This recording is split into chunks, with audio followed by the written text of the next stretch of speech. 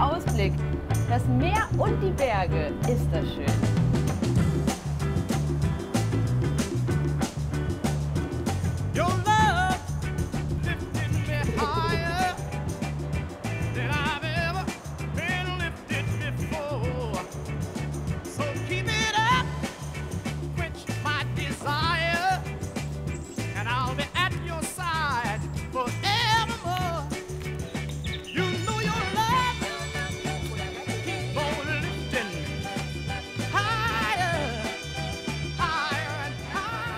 Hallo und bienvenidos zu einer ganz besonderen Folge von Da will ich hin, hier in Barcelona. Wir werden abseits der ausgetretenen Touristenpfade unterwegs sein.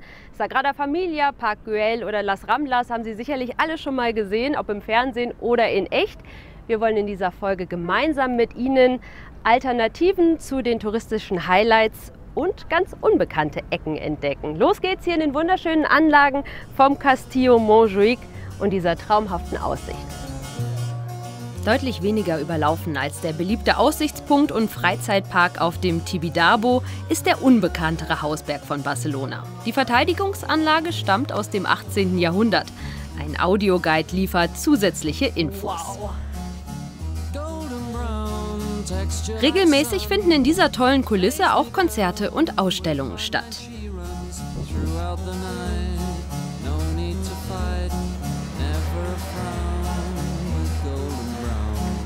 Durch niedliche Gässchen suche ich mir meinen Weg durch die Stadt. Immer an den Ramblas und den Massen vorbei.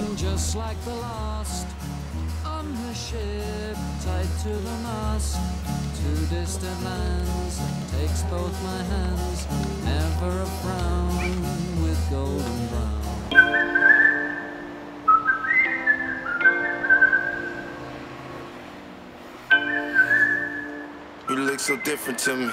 It's like you barely even.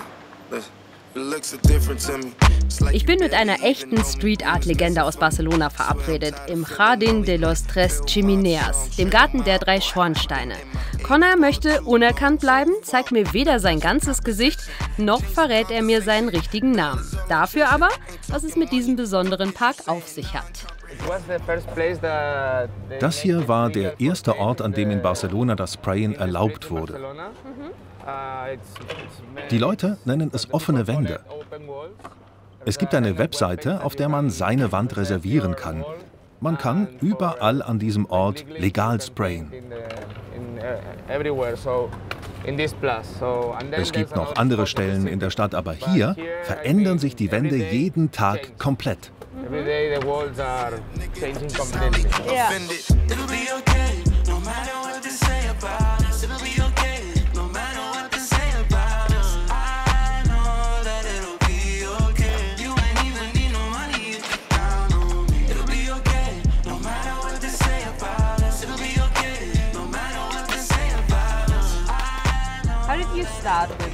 Wie hast du mit Graffiti und dem Sprayen angefangen? Ich glaube, ich war 12 Jahre alt. Ich habe neben einer Zugstrecke gewohnt. Und unsere Väter hatten uns streng verboten, die Gleise zu überqueren. Also haben wir sie natürlich überquert. Und wir entdeckten Leute, die einfach den Knopf auf der Dose drückten und da kam Farbe raus. Das war für mich eine Art Sucht, einfach zu sehen, wie sie das machen. Und wie kommt es, dass dein Erkennungszeichen dieses kleine Eis ist? Das ist eine Art Metapher für das Leben. Erinnerst du dich, als du ein Kind warst und man dir dein erstes Eis gab? Es war unglaublich. Aber nach 2 Sekunden schon verklebte es dir die Finger und du hattest es überall. Dann hattest du vielleicht noch deine guten Sachen an. Deine Mutter machte diesen hier. Daher die Bissstelle. Das ist der Schmerz. Und die Eisstiele sind die Knochen, die übrig bleiben, wenn du selbst sozusagen schmilzt. Sag mal, wie wichtig ist Barcelona für die Street-Art-Szene und wie wichtig ist die Street-Art-Szene für Barcelona? Barcelona war ein Mekka für Graffiti und Street Art, so wie New York in Europa. Früher wurden die beiden Städte wirklich so verglichen, jetzt ist es nicht mehr dasselbe. Kannst du mir beibringen, wie man sprayt? Yeah.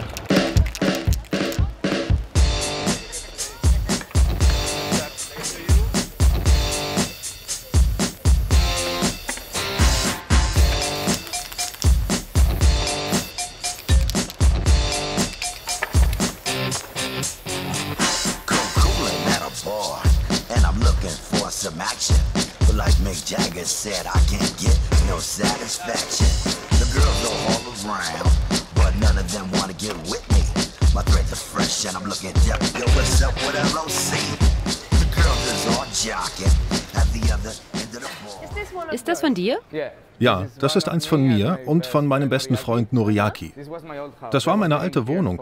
Ich habe hier 4,5 Jahre lang gewohnt und deshalb habe ich beschlossen, die Tür zu streichen. Du hast beschlossen, die Tür zu streichen? Na, da hat sich der Vermieter bestimmt gefreut. Ja, richtig froh war der nicht, aber weißt du was? Vorher war alles sehr schmutzig und die Leute hatten Angst, diese Straße zu betreten. Dann haben wir die Tür angestrichen und plötzlich sind die Leute reingekommen und hatten weniger Angst.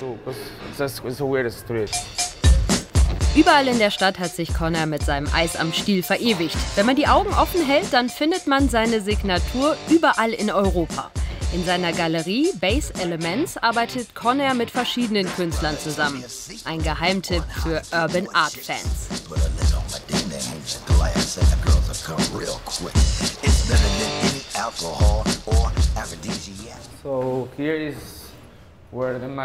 Hier ist der Ursprung der Magie. Das ist meine Ecke. Hier arbeite ich an meinen klassischeren Werken. Das wollte ich dir auch gern zeigen. Du machst also Street Art nicht nur auf der Straße, sondern auch auf der Leinwand? Ja, ich wollte den Übergang zu den Galerien schaffen und zur Kunst im Allgemeinen. Danke, dass du mich herumgeführt hast. Sehr gern. Und ich verspreche, dass ich die Augen offen halte nach dem Eis. Thanks. You're welcome. Bye. Bye bye.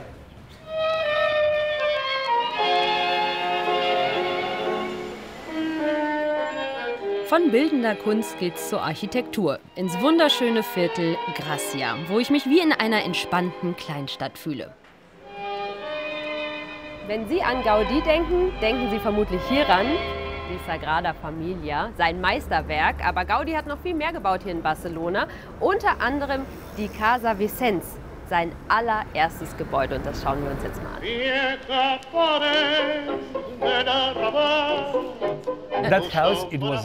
Dieses Haus war ein Sommerhaus. Es wurde für eine Familie gebaut, die den Sommer und die Wochenenden hier verbringen wollte. Und Gaudí hatte das Ziel, all die Natur, die er um sich herum vorfand, in das Haus zu bringen. Er hat versucht, die Grenze zwischen innen und außen aufzubrechen. Diese Blume war überall. Du musst dir vorstellen, dass um das Haus ein riesiger Garten war, voll von diesen Blumen. Super nice. Super schön. Aber Gaudí ist ja als ein Architekt bekannt, der, man sagt es so, Dinge nicht beendet. Hat er dieses Haus denn fertiggestellt? Natürlich, es war das erste, das musste er fertigstellen. Oh, wie schön. Ja, it's a lot. Es gibt so viel zu sehen. Und natürlich auch viel zu genießen. Der Modernismus hat hier seinen Ursprung, in diesem Haus. Gaudí hat versucht, mit der Tradition der Stile in Barcelona zu brechen. Er nahm das Beste aus der Vergangenheit, wie arabische Kacheln, römische Mosaiken, die gotischen Decken. Und ein Teil davon war natürlich auch die Natur, die er in das Haus zu bringen versuchte.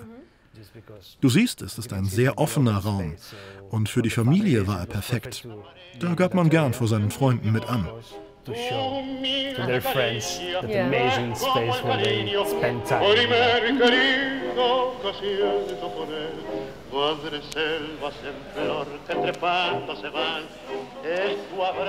Das ist einer meiner Lieblingsräume im Haus. Ich verstehe warum. Wunderschön. Der Herrensalon. Hier haben sie also die Zeit verbracht, Geschäfte gemacht, Zigarren geraucht. Vielleicht mit ein paar Ledersesseln oder so? Ja. Das war auch ein Raum, um in Ruhe mit Freunden über Geheimnisse zu reden. Oh, okay. Und gibt es auch einen Damensalon? Ja. Und der ist noch viel schöner. Oh, super süß. Super cute. Und laut. Da muss man ja flüstern. Ah, das hast du gemerkt. Das kommt daher, dass die Frauen in dieser Zeit... Haben sie geflüstert? Männer redeten über Geschäfte. Frauen verbrachten ihre Zeit damit zu singen, Instrumente zu spielen und zu tuscheln. Und dieser Raum ist perfekt, wie du hören kannst. Der Klang ist erstaunlich, um Instrumente zu spielen oder mit Freunden zu singen. Und natürlich perfekt, um zu flüstern. Ja, das kann man verstehen. Ja, man kann die andere Person hören. Das ist kein Zimmer für mich, ich bin viel zu laut. Ich auch. Ich habe mich vorhin ein bisschen drüber lustig gemacht, dass Gaudí die Sagrada Familia nicht fertiggestellt hat, aber das lag daran, dass er gestorben ist, oder? Ja, er ist gestorben. Er wurde von einer Straßenbahn überfahren. Er verbrachte viele Stunden mit seinem letzten Projekt in der Sagrada Familia, schlief manchmal in der Kirche, trug einen alten Mantel, einen alten Hut, einen langen Bart. Und als die Straßenbahn ihn überfuhr, kümmerte sich niemand um ihn, weil man ihn für einen Obdachlosen hielt.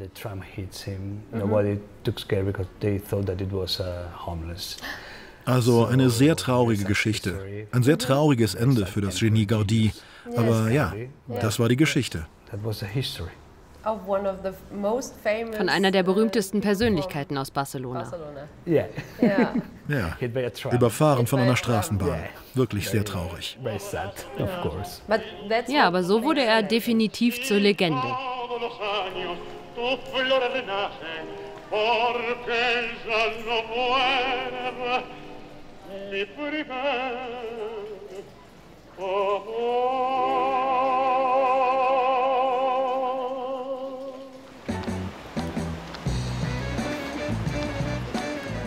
Ich bleibe in Gracia und lasse mich treiben. Auch das weitaus bekanntere Gaudí-Wahrzeichen, den Parc Güell, findet man hier, aber der ist mir viel zu überlaufen. Ich bin mit Stadtführerin Mel Villaró auf der viel ruhigeren Plaza Vila de Gracia verabredet. Wir sind jetzt also in Gracia, das weiß ich schon, aber was genau hat es denn mit diesem schönen Platz hier auf sich? Der Uhrenturm ist ziemlich berühmt. Er wurde 1864 erbaut. Und es gab hier auch ein sehr berühmtes historisches Ereignis. Es gab einen Aufstand, weil die Frauen von Gracia nicht wollten, dass ihre Männer in den Krieg zogen. Die Regierung wollte sie in den Krieg schicken. Also errichteten die Frauen hier Barrikaden. Es wurde viel gekämpft und protestiert. Deshalb wurde dieser Platz auch zu einer Art Symbol der Revolution. Barricades in here, some fighting, some revolt. So that's why also the square became kind of a symbol, I would say, of revolution.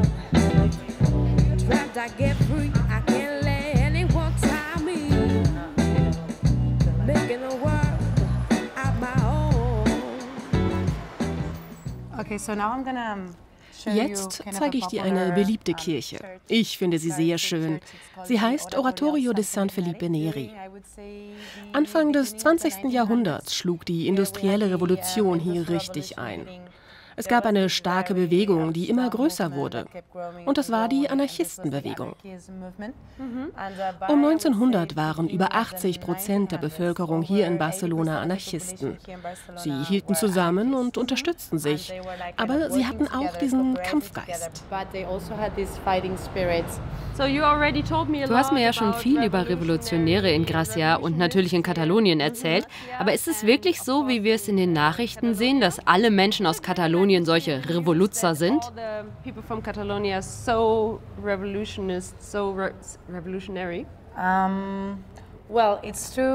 Also du meinst mit dieser ganzen Unabhängigkeitsbewegung, die wir erlebt haben. Ich denke, die Medien haben auch manchmal etwas übertrieben. Aber es stimmt, dass es hier einige sehr kontroverse Zeiten zwischen Katalonien und der Zentralregierung in Madrid gab. Und das weiß jeder. Es ist nicht so, dass die Katalanen schon immer so gefühlt haben. Aber es ist wahr, dass die Unabhängigkeitsbewegung im Laufe der Jahre immer mehr Anhänger gewonnen hat. Catalans have been feeling this way like forever, but it's true that the Catalan movement, independence movement, has gained more and more followers all through the years.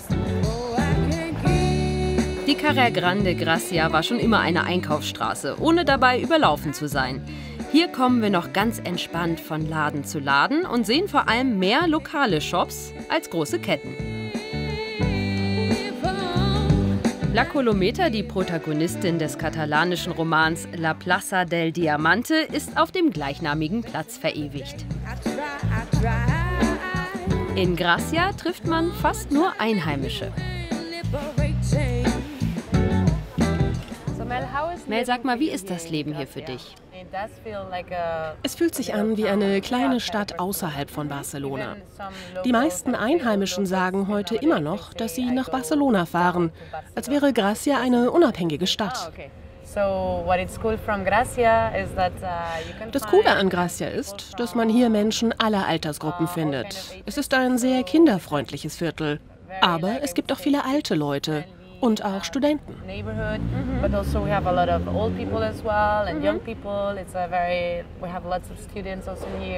Du, was ich dich noch fragen wollte, kannst du mir vielleicht ein bisschen was auf Katalanisch beibringen? Ja, sicher. Was möchtest du wissen? Ja, zum Beispiel, wenn wir in einem Restaurant oder in einem Geschäft sind. Alles klar. Wenn man in einen Laden oder ein Geschäft geht, möchte man zum Beispiel Guten Morgen sagen. Das wäre Hola, oder? Hola heißt einfach Hallo. Wir beginnen immer mit einem Hi, Guten Morgen. Also sagen wir Hola, bon dia. Bon dia. Okay, hola, bon dia. Okay, das ist noch einfach.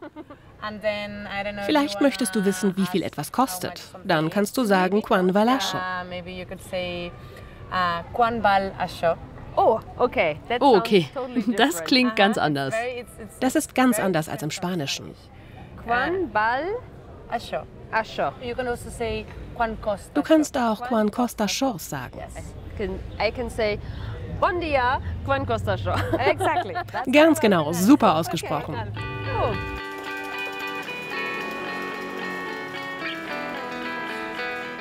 Wir besuchen die Boutique Lady Loquita. Die Besitzerin legt großen Wert auf Nachhaltigkeit und Regionalität. Hier finde ich viele Marken aus Barcelona und der Umgebung. Bon dia.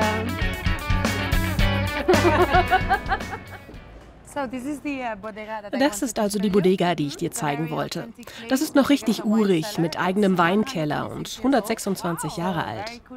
Also ein sehr cooles Lokal hier in Gracia, wo wir uns jetzt ein paar Tapas gönnen können. Oh ja, cool, lass uns hier sitzen. So halb draußen, halb drin. Super schön. Super nice. Hola, chicas. Hallo, wie geht's? Lieber Spanisch oder Englisch? Englisch. Herzlich willkommen. Wie wär's mit Cava? Also ich bin gleich wieder da mit ein paar Gläsern. Er kann meine Gedanken lesen.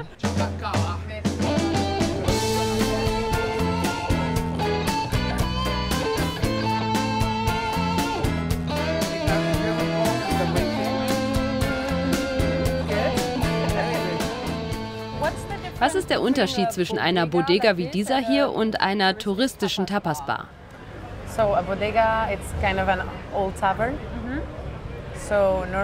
Also eine Bodega ist eine Art alte Taverne. Abgesehen von Tapas bieten Bodegas normalerweise Wein und Wermut an. Und die Bodegas hier in Gracia arbeiten sehr lokal. Sie produzieren ihren eigenen Wermut und ihren eigenen Wein, auch Cava. Alles kommt von hier. Cava as well, so everything is very from the area. Okay.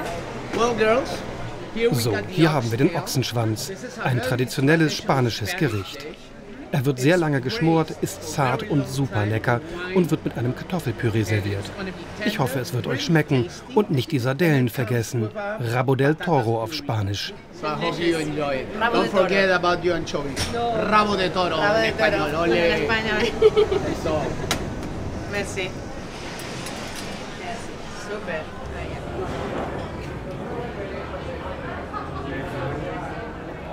So. Super zart.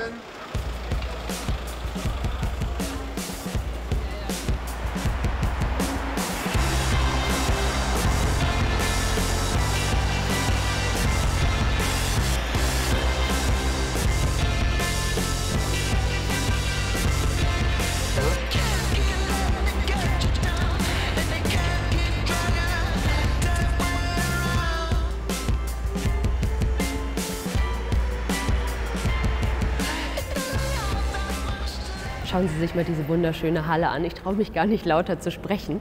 Wir sind hier in der Universität von Barcelona und das ist ein richtiger Geheimtipp. Hier verirrt sich sonst kaum ein Tourist hin. Und diesen Tipp habe ich bekommen von einem alten Freund von mir, von János, und mit dem bin ich jetzt verabredet.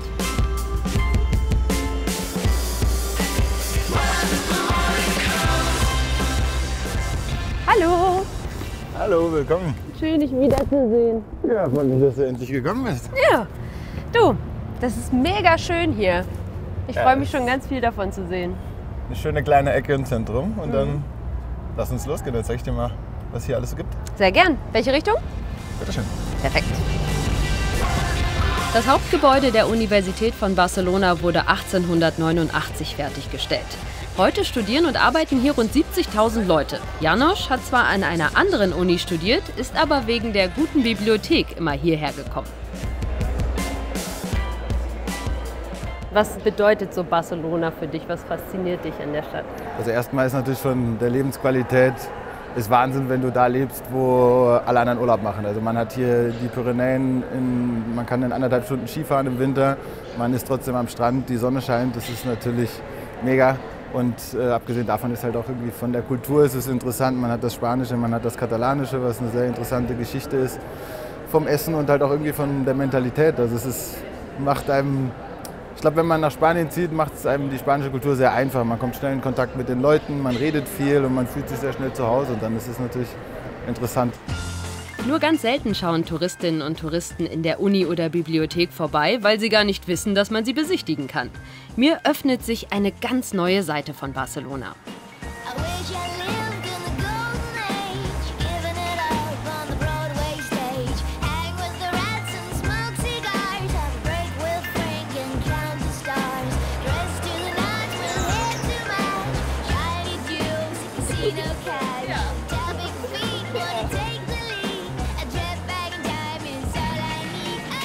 Dieses wunderschöne Dach krönt die älteste Markthalle in Barcelona, den Mercado de Santa Caterina. Der ist sogar fußläufig von der Uni aus zu erreichen und eine angenehme Alternative zum überfüllten Mercado de la Boqueria auf den Ramblas.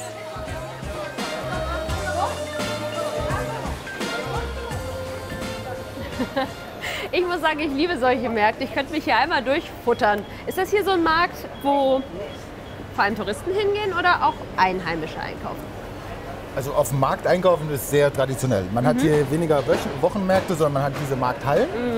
Hat auch klar mit dem Wetter und so weiter, mit der Hitze zu tun. Klar, ja. Ob der Markt jetzt touristisch oder nicht ist, also der hier ist weniger touristisch. Je weiter man sich natürlich vom Zentrum so ein bisschen entfernt, desto weniger touristisch ist es. Man sieht es an den Ramblas, da gibt es fast nur noch fertiges Essen. Und hier gibt es natürlich noch alles irgendwie frisch zu kaufen.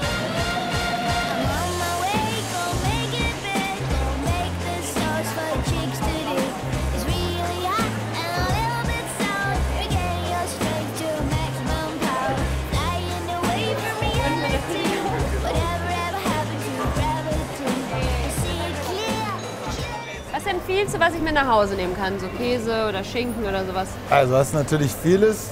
Manchego auf jeden Fall. Longaniza ist auch einer meiner Favorites, muss ich sagen. Chorizo ist natürlich auch typisch mit ein bisschen schärfer, je nachdem, was du gerne hättest. Okay, ich würde mal die Longaniza probieren. Moment. Hola. Hola, ¿qué tal? Bon dia. Bon dia. Das weiß ich schon. Ja, noch jetzt verlässt es mich. Wie bestelle ich jetzt nochmal? Una mica de longaniza, sisplau. Na klar. Una mica de longaniza, sisplau. Exakt.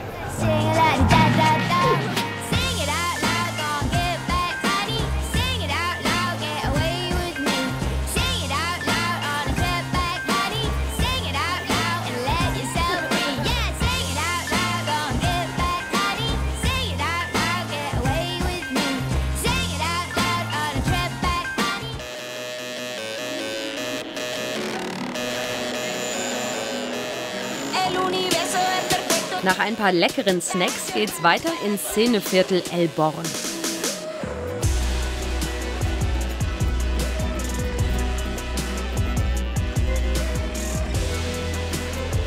Hier treffe ich auf einen guten Mix aus kleinen Gässchen, interessanten Gebäuden wie der Kirche Santa Maria del Mar und vor allem viel Leben.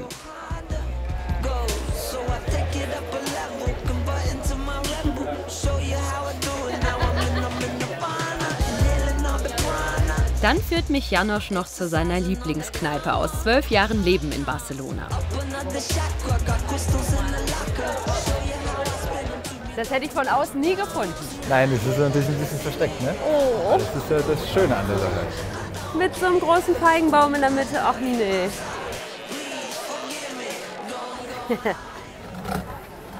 Sag mal, El Born ist ja doch auch ein Szeneviertel, oder nicht? El Born ist ein Szeneviertel, ja, kann man so sagen. Also das ganze Zentrum ist halt so ein bisschen aufgeteilt, sage ich mal. Also Born ist auf jeden Fall vom Zentrum das Arty-Viertel, würde ich schon als Szeneviertel beschreiben. Und wahrscheinlich, weil du hier gewohnt hast. Selbstverständlich, das ist außer Frage. Und das hier war mal ein Theater oder ist noch ein Theater? Oder wieso heißt das El Teatro? Das ist wirklich noch ein Theater. Also es ist ein kleines Theater hier noch im Zentrum, von denen es auch nicht mehr so viele gibt. Aber das ist eigentlich die Theaterbar gewesen. Was trinkt man hier so? Ja, in Katalonien generell und hier auch vor allem Vermut. Vermut? Genau. Das ist die gute Alternative, wenn man das spanische Bier nicht so gerne mag. Also das ist eigentlich ein sehr leckerer Drink, hier immer mit Orange und einer Olive drin. Wird auch ganz gerne mal so als spanischer Frühschoppen getrunken, sage ich mal. Genau, was für mich. Dann gucken wir doch mal, ob wir einen Kellner oder eine Kellnerin finden.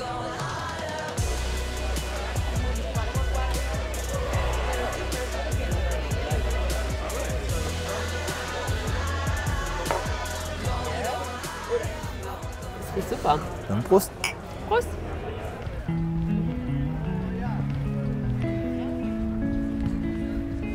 Das ist unser letzter Geheimtipp, die Playa oder Platja auf Katalan del Bogatel. Hier muss man das Meer und den Sand nicht mit so vielen anderen teilen und ist auch gar nicht so weit entfernt vom berühmten Stadtstrand der Playa de la Barceloneta.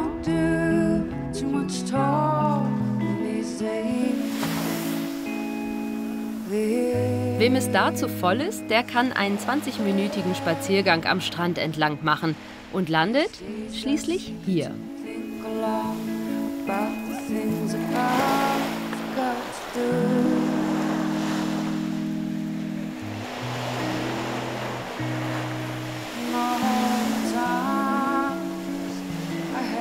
Und das ist auch der Ort, an dem ich mich von Ihnen verabschiede. Ich hoffe, wir konnten Sie für die schönen Ecken fernab des Massentourismus begeistern.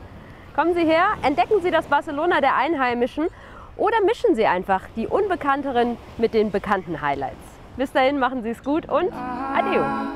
Had not forgotten them.